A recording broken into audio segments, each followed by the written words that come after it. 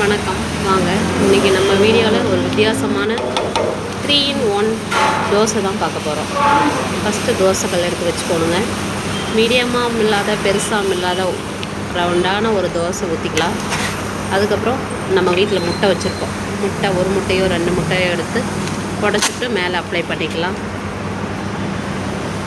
அதுக்கப்புறம் நம்ம கட் பண்ணி பொடுசாக ஆனியன் கட் பண்ணி வச்சுக்கிறோம். ஆனியனே ஆட் பண்ணிக்கலாங்க. பாருங்கள், மலைச்சாரல் மாதிரி ஆனியன் ஆட் பண்ணுறாங்க. அதுக்கப்புறம் நம்ம இட்லி பொடி,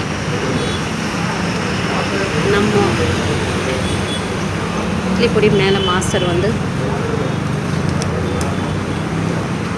அதுக்கப்புறம் ஆயில் நெய் எது வேணால் விட்டுக்கலாம். பெப்பருங்களா மாஸ்டர்? அதுக்கப்புறம் காரத்துக்கு பெப்பரு நல்லா விட்டு பாருங்கள்,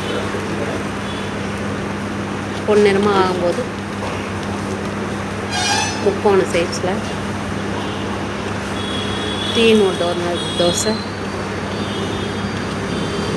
போட்டாங்க.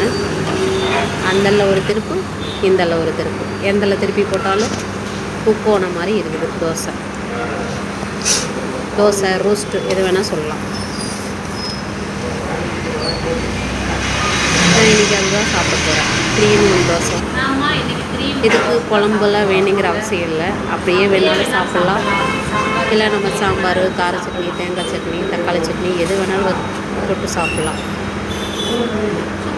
ஆக்சுவலாக அப்படியே சாப்பிட்டுக்கலாம், அதுவே சூப்பராக இருக்கும். குழம்பு வேணுங்கிற அவசியமெல்லாம் இருக்கும்.